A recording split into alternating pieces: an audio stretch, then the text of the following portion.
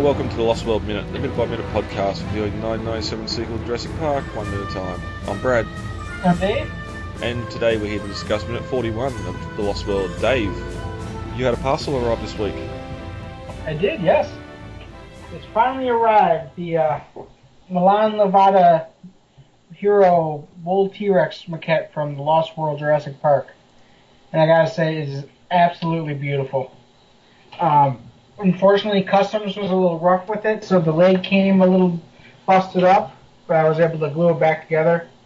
But the paint, Milan's work on it is absolutely incredible. I'm looking at it right now, and there's not a thing that could possibly be changed about it.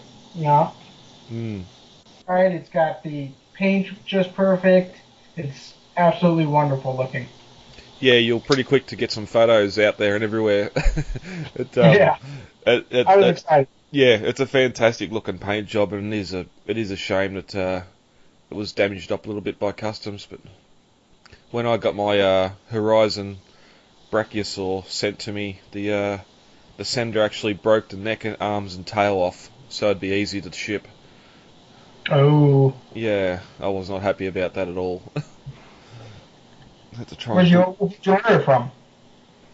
Just a collector here on the other side of the country.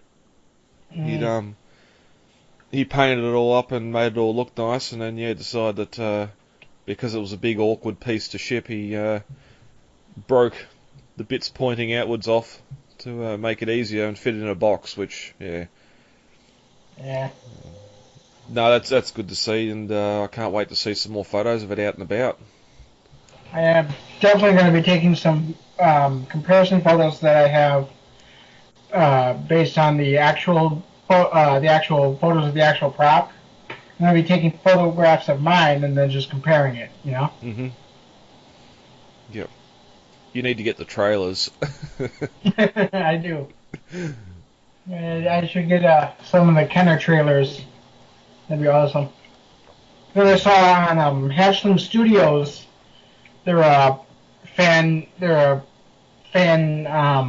web page on Facebook that does Jurassic Park customs, that they're making a female from the Camp Attack. Oh, okay. And I was like, oh man, that would go great with the T-Rex I just got. But unfortunately, it's a commission for a customer. They're not actually making them en masse. Oh, okay. No, that's a shame. Yeah, I know. I was all excited for a second there. That's collecting, all part of pairing figures up and completing lines. What is that? It's a high hide.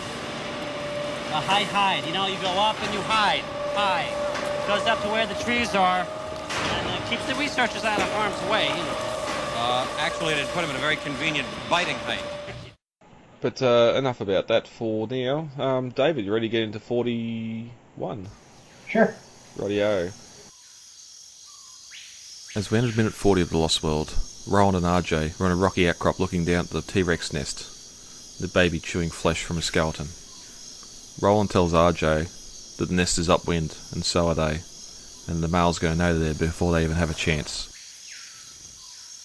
As we start minute 41 of The Lost World, Roland tells RJ that the trick is to get him to come to where we want him. At 40 minutes and 9 seconds, we cut to night time. The baby T-Rex is chained up in a dry creek bed, crying out into the night. As the baby continues to cry out, we get a shot of Roland and RJ high up in a tree, looking down over the dry creek bed, waiting, watching. At 40 minutes and 31 seconds, we cut to a small, gurgling waterfall and reveal the hunter's camp. As we pan across from a ridge, we see Sarah and Nick looking through binoculars down at the camp as vehicles are being parked, hunters setting up equipment and tents. At 40 minutes and 54 seconds, we get Malcolm saying, "This is what happened. Wanted you here so fast. He knew they were coming." At 40 minutes and 58 seconds, while Eddie looks down over the camp through a binocular, he says, "My God, they are well organised." And this ends minute 41 of The Lost World. not a lot happening here. We get the last little bit of the Rex nest. Roland showing his experience again. He knows he has to lure the Rex out into a location he can control. And the trick is to get him to come to where we want him. Mm-hmm. They're going to lure the Rex away from the nest. Unsure if he's planning on luring the one out or if they're both going to come, but I suppose that's why two of them are there and two of them have got rifles. Yeah, because when they do bring the baby to the trailers, both parents do show up. You know. Yeah. I'm just curious about how they actually got that little biter to get to their trap, because for the in Roland's traps, the set there uses a lot of the same set pieces as the temporary base camp that they have closer to the end of the movie, where they're all sleeping in those tents. Just the same river rock and some of the same logs and grasses and stuff. That was that's a note I've got here. Obviously in a creek bed, and wondering if it's the same creek bed as the stegosaur stuff earlier, but I can't recall where that camp set up at the end was set, if it was on a stage or if it was on location. No, that was definitely a set. Yep. But anyway, I'm rambling. Getting back to my main point, I'm curious how they got that little guy to that creek bed there, because we see him when he's almost healed. He's able to stand on his own two legs in the bowels of the SS Venture and devours Ludlow. So we know he can be a little hunter if he so chooses, that baby. Even the scene before, he's standing there in the middle of the nest, sort of chewing on on some meat. So he's not as defenseless as he seems. But no. there are a couple. There's a cut scene previous to where we get Roland and Ludlow here looking over it. Or we first cut to the baby. He's chained up, crying out in the night. Digging at the ground with his leg, making a little hole there, which is good. And the animatronics working really well here too. Oh yeah, it does. The animatronic works beautifully here. Yeah, but the cut scene, and there's a couple of different ways the script was leading into this. Now the cut scene, you're familiar with it? Because I've sort of got me wires crossed a little bit. Because Ludlow's been drinking because of the celebrating early because of the hunt and their success. Broke out his bottle of scotch after a good day. Yep. Now, in one of the scripts, he's there talking to the baby as he's drunk, about how much more of a profit it would be than any other animal, how they can give it, because he's arguing with Roland. Roland's like, it's a growing predator. You can't just chain it up in a zoo. And Ludlow's all like, no, we can give it growth inhibitors and all this stuff to sort of make it only not grow to full adulthood, I'm imagining. Yeah, the earlier script, the scene kind of plays out in two ways. The first script, they both kind of start the same way, with Roland coming up to, Ludlow coming up to Roland, a little drunk. He's got a tin cup and a bottle of scotch in his hands. Now, and this is about where it departs from each other.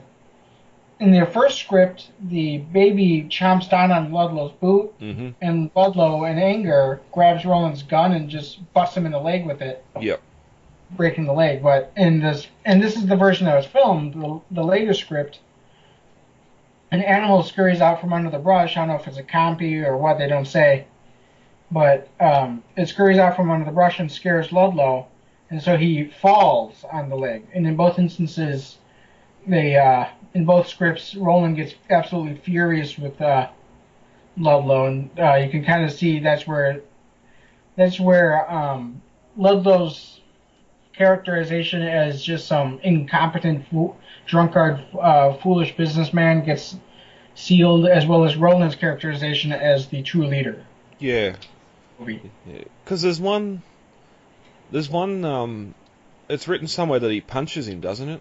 Roland punches Ludlow on the head, and he stumbles back or he punches him after he's broken the baby's leg. I don't remember that. Oh, okay. That might be just headcanon. Because there's as you said, there's a scene that was filmed and there's a couple of ways it was written. Like the couple are just sort of merging together for me, but it's sort of abrupt too when that creature sort of rushes the bushes and he takes a step back and stands on its leg, and then Roland sort of growls at him, "Oh, you idiot! You've broken its leg. Look what you've done." It sort of doesn't really go much past there. But it also asks the question of how far away from the hunter's camp is this if Ludlow can just stumble out with his bottle of scotch. It can't be that far, because remember when the camp starts on fire and the vehicles start blowing up, the one Hummer smashes down into the tree that that Roland and Ajay are sitting in. Yeah, which so it's probably just over a line of trees or something across from them. Which again sort of brings up their deciding to put this trap here so close to the camp, because as it looks like a dry creek bed, so there's two ways the animals can approach, either in front of them or behind them. You'd think they'd be able to smell them on approach. It's a 50-50 shot which way they come. It's not really... they haven't made the best of the situation, I'll say. No. Another thing is, in the concept art, and I'll post this one up, it actually shows that Roland's trap is literally just across from like a really shallow, thin creek from the camp. Okay. And in this piece of concept art, you can see the baby laying there in the moonlight as the hunters are fleeing from the burning camp. Yeah. But then we cut to a panning shot of the hunters' camp itself. We get a waterfall. I always love that little waterfall. It's just like such a nice little touch. Shows you that how foolish these guys are. They've set their camp up right on a creek bed, right next to a heavily used water source, and it's just, I mean, they're all going to be sleeping in damp mud, you know? Yeah. Well, that's the thing. This is all shot on a set too, which is on a big sound stage. But you've got the little waterfall to make it look like it's an outside area. As we pan across the camp, there's some large puddles that the hunters are walking through, carrying equipment. Makes me wonder if maybe it rained sometime between the roundup and now, or just again it's a dried up creek bed and there's sort of some large puddles around or something like that. But it just sort of adds to the atmosphere of no, this is on the island, and the little waterfall sort of helps that out a lot. And and Roland says later on we're not going to stay next to a heavily used water source. Well, they're doing that now, but exactly. Yeah, but because Nick has to cross a stream or some small body of water in order to get the baby T-Rex from the trap back to the Mercedes that he has parked. Yeah, we'll get to that when we get there, but it doesn't seem like the most direct path to. No. If they were on a ridge and all of a sudden he's going through a small body of water to get back to the Mercedes. And speaking of ridge, that cliff face that they're all hanging off of, I know a lot of people who thought that this was originally filmed at the Patrick's Point location because that cliff face looks so similar. Yeah. Is not. And there's behind the scenes photos of Spielberg filming on the soundstage, and you can clearly see it's a soundstage, and I'll post those up. I'm sorry. Yeah, well, they got the crane in there too to lift the vehicles up later when they flip over, and there's sort of it's definitely the way it's shot. It's a lot darker, and there's that bit of a mist in the air as well. They got a bit of fog in there. Just to hide the production stuff. Yeah, like we mentioned in the previous minute, Spielberg does a good job of kind of hiding the fact that he uses sets in this movie, and so you really get the feeling this is all one inclusive island. It's not like Jurassic Park 3 where you can see, oh, that's filmed on location, oh, that's filmed on a set. It merges very well together. Yep. Yep. But we get a good look at the hunters' camp here. Several tents set up. There's a welder going on near the main command tent in the middle. Yeah. Gas generators with telescopic halogen lights lighting the area. Which, where is all this stuff coming from? It definitely didn't come in by helicopters. And it still led me to believe that the Venture's at the dock and they've been supplied a second crew's come in and set up camp, but we'll get to why that's not going to happen a little bit later.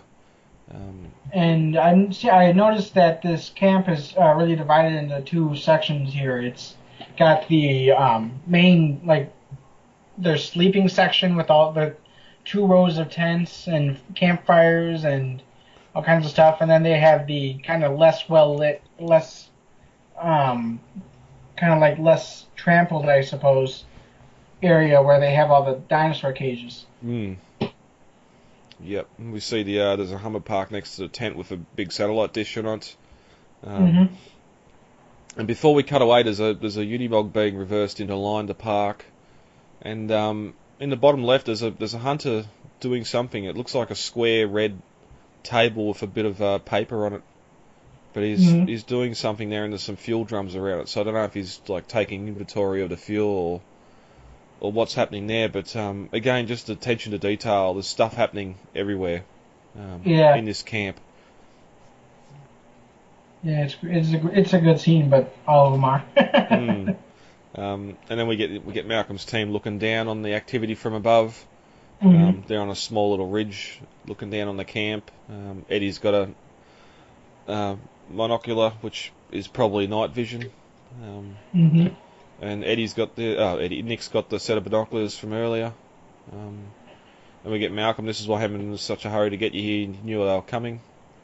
Eddie's looking down at camp and says they're well organised, with a bit of a surprise on his face. And we get the reply, well, the second part of his comments in the next minute. But yeah, I just love this whole camp set. So much going on, so much to look at. Probably one of the scenes I'd love to see in high def, just to make out what's happening everywhere. Oh yeah, definitely. If I can get my Blu-ray working on my computer, I can't get someone borrowed my computer monitors and high tech enough. I don't feel like buying a new one, but if I can get that working with a different cord, I would definitely love to just screen cap the heck out of the scene and just see what everybody's doing, you know? Yeah, because it's one you definitely need to watch a couple of times. Just you've got the welder there doing something near the tent. You've got vehicles parking. As you said, you got the animal cages at the far end. That hunter doing whatever he's doing. Even just then, when I was watching, you can see a silhouette of another hunter unpacking his stuff in one of the tents as well. Yeah. Yeah, and it's all crammed in this little clearing, which is one good thing. A lot of sort of camps you see on safaris, all the tents are lined up in one area, all the vehicles are lined up in another, and a lot of it's just sort of stand-in stuff. It's not real vehicles. Where here you've got vehicles reversing, lights are still on, and it's mirrored a lot from the earlier script too, where while they're looking down over the camp, it's described as vehicles in a mechanic area, repair shop getting repairs from the day's activities. The dinosaurs are all clearly stacked in another area, and then you got tents set up around fires and that. So, but there's some hunters carrying some boxes over towards the tent as well, which we'll get to what they're up to in the next minute. Before we do get heavy, Dave, you've been doing a great job on the Facebook page, posting up some photos and behind-the-scenes stuff over there. So if you want to see some of the stuff we're talking about, head over to the Lost World Minute Facebook page.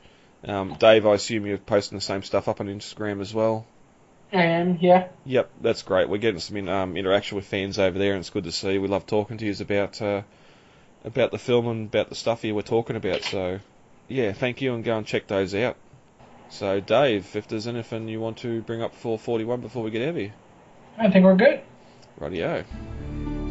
All right, guys, let's get the hell out of here. contact details are on the website, thelostworldminute.com. You can email feedback to thelostworldminute@gmail.com, Facebook, The Lost World Minute, Twitter @thelostworldminute, and Instagram, The Lost World Minute.